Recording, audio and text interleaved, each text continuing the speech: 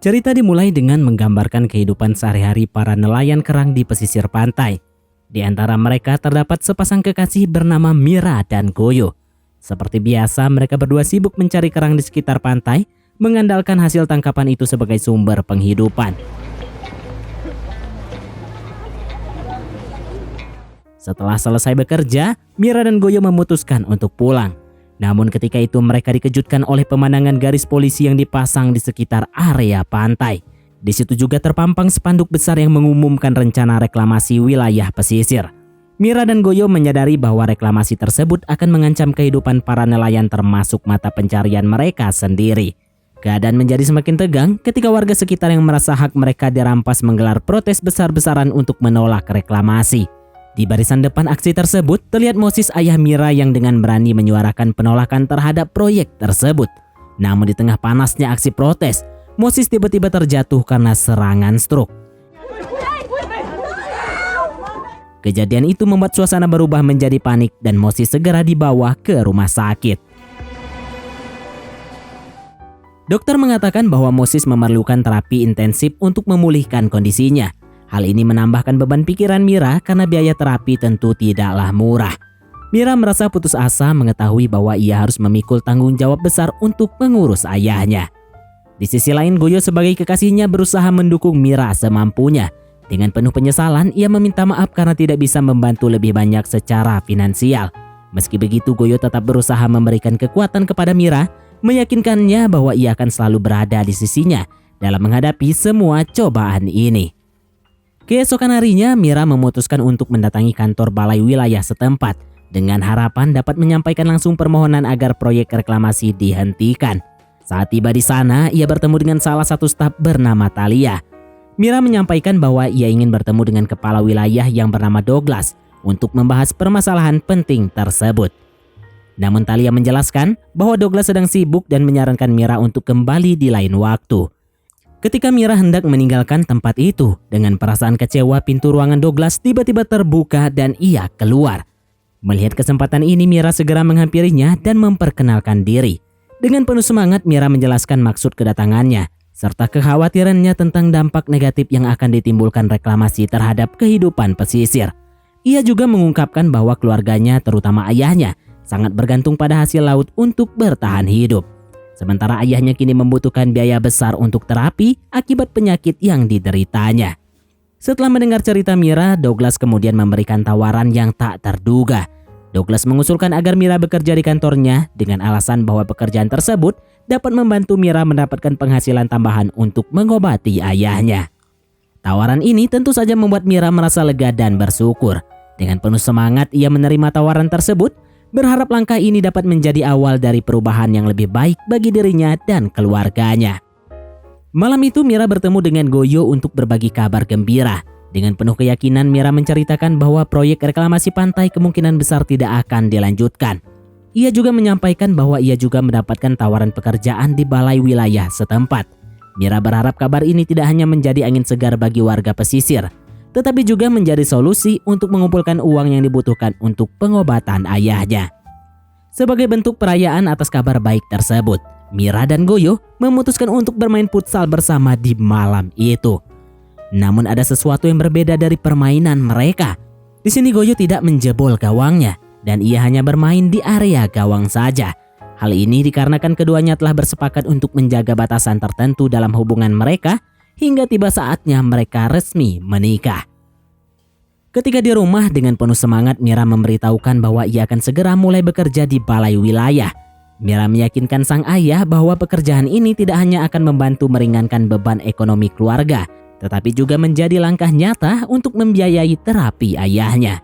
Dengan penuh tekad, Mira berjanji untuk melakukan segala cara agar ayahnya bisa pulih sepenuhnya dan kembali sehat seperti sedia kala. Keesokan harinya, Mira memulai hari pertamanya bekerja di balai wilayah. Goyo dengan setia mengantarkannya hingga sampai ke kantor, memberikan semangat untuk Mira memulai pekerjaan barunya. Di sana Thalia sebagai rekan seniornya dengan sabar memberikan arahan mengenai tugas-tugas yang akan dilakukan Mira. Ia menjelaskan secara rinci hal-hal penting yang menjadi tanggung jawab Mira agar bisa menyesuaikan diri dengan cepat di lingkungan kerja barunya. Namun malam itu saat Mira pulang bekerja, ia mendapati kondisi ayahnya semakin memburuk. Ayahnya terlihat kesakitan dan Mira sadar bahwa ia harus segera membawa sang ayah ke klinik untuk mendapatkan perawatan. Sayangnya Mira tidak memiliki cukup uang untuk membayar biaya pengobatan. Dalam kebingungan dan rasa panik, ia memutuskan untuk meminta bantuan Goyo. Bersama Goyo, Mira bergegas menuju rumah Douglas dengan harapan mendapatkan pertolongan.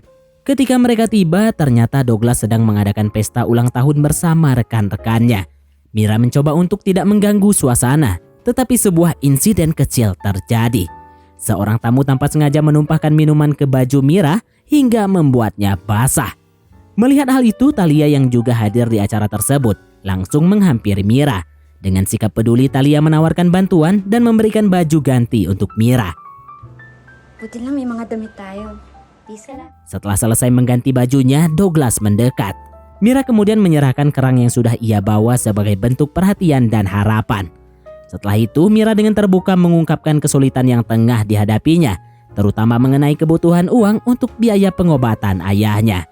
Namun alih-alih langsung menanggapi permintaan Mira, Douglas justru mengajaknya untuk menikmati minuman bersamanya, mengingat malam itu adalah perayaan ulang tahunnya. Sambil menikmati minuman, Mira kembali mengungkapkan kekhawatirannya terkait dengan reklamasi yang mengancam mata pencarian warga pantai termasuk keluarganya. Douglas mencoba menenangkan Mira dengan mengatakan bahwa ia sedang berusaha mengatasi masalah tersebut, namun meminta Mira untuk bersabar sedikit lebih lama. Tanpa banyak berpikir, Douglas yang melihat Mira mulai mabok langsung mengajaknya untuk bermain futsal sebagai cara untuk bersenang-senang. Dengan penuh semangat, mereka segera memulai permainan futsal.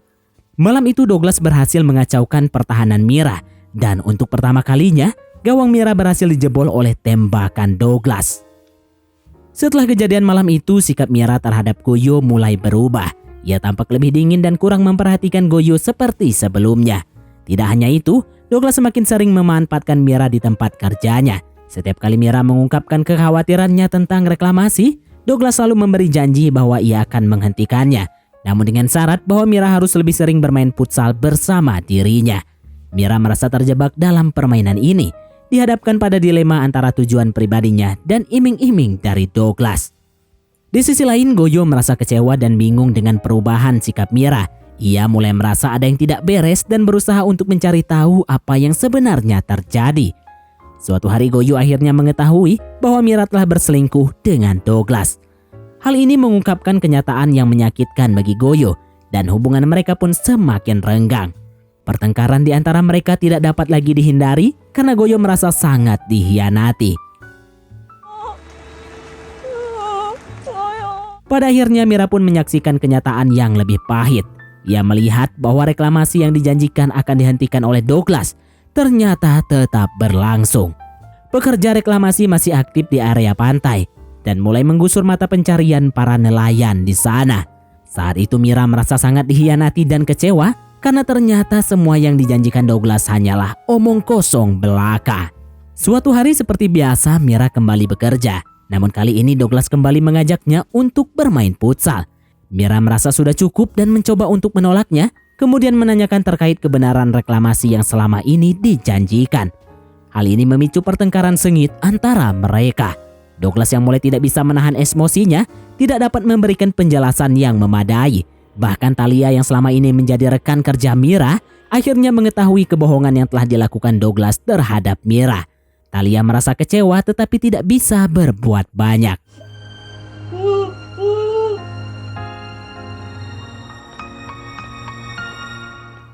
Setelah kejadian tersebut, Mira pulang ke rumah dan kembali melihat kondisi ayahnya yang semakin memburuk. Keadaan ini membuat Mira semakin tertekan, apalagi ketika ia mencoba menghubungi bibinya untuk meminta bantuan. Namun teleponnya malah tidak dijawab. Mira merasa semakin bingung dan terpojok, tidak tahu harus bagaimana menghadapi semua masalah yang datang bertubi-tubi. Dalam kebingungannya, Mira juga menyadari bahwa dirinya sedang hamidun yang semakin menambah beban pikirannya. Keesokan harinya, Mira memutuskan untuk menemui Douglas langsung dan meminta pertanggungjawaban atas perbuatannya. Namun Douglas menanggapi dengan dingin dan menolak untuk bertanggung jawab atas segala yang telah terjadi. Mira yang merasa sangat terluka dan dikhianati hanya bisa menangis menyesali semua yang telah ia alami. Setelah mengetahui kehamidunan Mira, Douglas lantas menyewa seseorang untuk menyingkirkan Mira dan keluarganya. Ketika malam itu, rupanya Mira sedang bersama Goyo. Di sini Mira mencoba meminta maaf kepada Goyo atas apa yang telah ia lakukan. Goyo sendiri sebenarnya telah mengetahui apa yang telah terjadi pada malam ulang tahun Douglas. Ketika Mira dan Douglas sedang bermain futsal, rupanya Goyo menelpon Mira, namun panggilan itu tidak diangkat. Karena penasaran dengan telepon yang berkali-kali tidak diangkat, Goyo pun masuk dan dari balik pintulah Goyo melihat Mira dan Douglas sedang main futsal bersama. Goyo merasa marah kepada Mira karena Mira justru mau bermain futsal untuk pertama kalinya dengan Douglas dan bukan dirinya. Ia juga merasa Mira telah mengkhianati cintanya. Untuk meminta maaf dan memperbaiki hubungan mereka, Mira kemudian mengajak Goyo untuk bermain futsal bersama karena Mira tahu itu adalah hal yang sangat diinginkan Goyo. Mereka berdua kemudian menggelar permainan futsal di atas perahu. Kelelahan setelah bermain sepanjang malam, keduanya akhirnya tertidur di atas perahu. Namun saat terbangun di pagi hari, Mira terkejut karena Goyo sudah tidak ada di sisinya. Mira merasa bingung dan terkejut, tidak tahu kemana Goyo pergi dan apa yang akan terjadi dengan hubungan mereka setelah semua yang telah terjadi.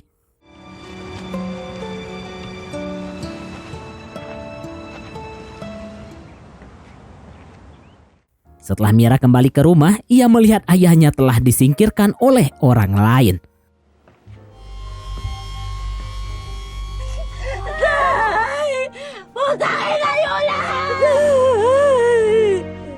Mira yang mengetahui siapa pelakunya mencoba mendatangi Douglas.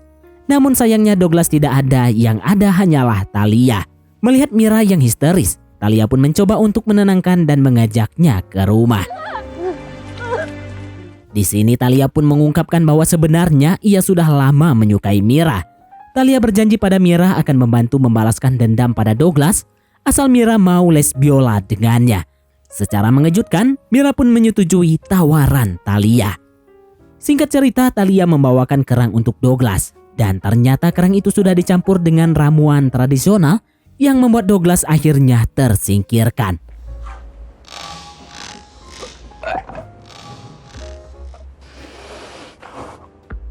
Ini semua telah direncanakan oleh Mira dan Thalia untuk membalaskan dendam Mira. Setelah kejadian itu, Thalia menggantikan posisi Douglas dan akhirnya reklamasi yang merugikan banyak orang dapat dihentikan dan film pun tamat.